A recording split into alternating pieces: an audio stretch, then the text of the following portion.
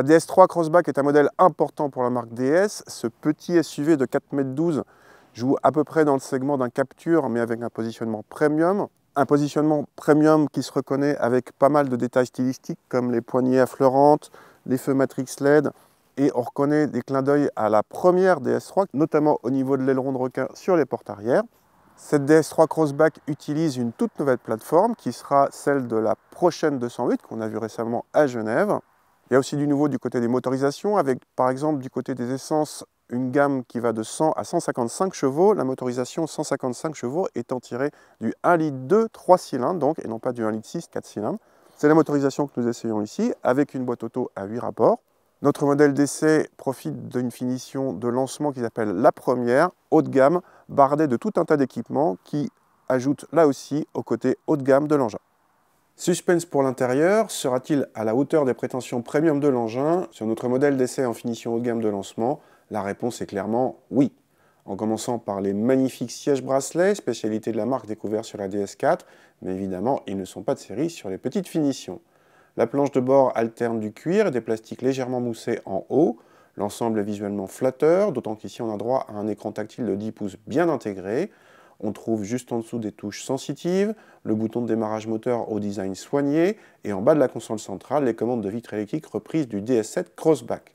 Le combiné d'instruments est numérique de série sur toutes les finitions. Curiosité, l'aérateur latéral est intégré à la contreporte. L'équipement est complet, y compris en aide à la conduite dernier cri, ou comme ici avec l'affichage tête haute bien lisible. À l'arrière, ça se gâte un peu, avec une habitabilité inférieure à la moyenne de la catégorie pour l'espace aux jambes, mais il faut dire que le DS3 Crossback est l'un des plus courts du segment. Néanmoins, on peut glisser ses pieds sous les sièges avant sans problème, et la garde-toit est satisfaisante. L'aileron de requin sur les portes arrière permet de loger les haut-parleurs. Le coffre est annoncé à 350 décimètres cubes, ce qui serait dans la moyenne de la catégorie si le chiffre se confirme, et remarquable compte tenu du petit gabarit de l'engin.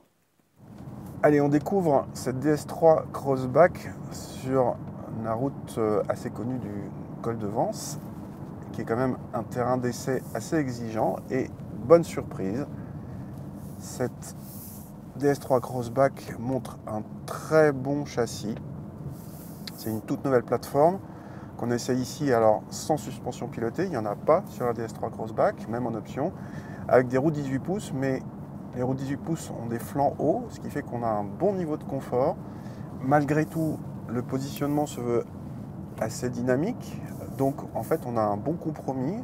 La voiture est assez légère en sensation, tout en gardant un bon niveau de confort. Le train avant est assez mordant, la direction sympa.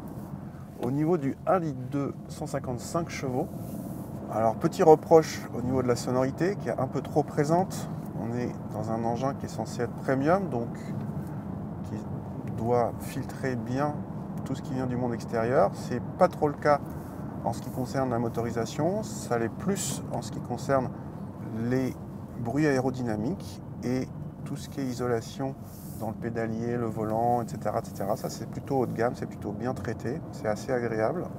Le moteur en lui-même, il est largement suffisant, hein. Ça fait 155 chevaux dans ce qui est la taille d'un Captur. Et effectivement, le moteur montre une belle souplesse. La boîte auto à 8 rapports est bien gérée, spécifiquement sur cette route ici, qui est quand même assez exigeante quand on veut conduire vite. C'est pas mal du tout.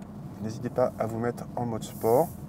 Donc globalement, au volant, ce DS3 Crossback, dans cette configuration, il nous paraît tout à fait réussi. En consommation, tous les DS3 Crossback Essence utilisent un 1,2 litre 3 cylindres et se montrent officiellement assez sobres, en tout cas pour l'homologation, où notre modèle d'essai ne dépasse pas les 120 grammes par kilomètre de CO2.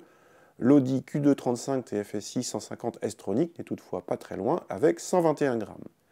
Et à propos du Q2, DS semble malheureusement s'en être inspiré pour les tarifs. Le DS3 Crossback commence en effet à 23 000 € dans sa version 100 chevaux, essence, en finition d'entrée de gamme, et notre modèle d'essai, le plus cher au lancement, monte à 40 500 €. C'est aussi cher qu'un Q2 35 TFSI haut de gamme, carrément. Un DS3 Crossback PureTech 130, suffisant en moteur, avec la finition so chic correctement équipée, monte à 30 000 €.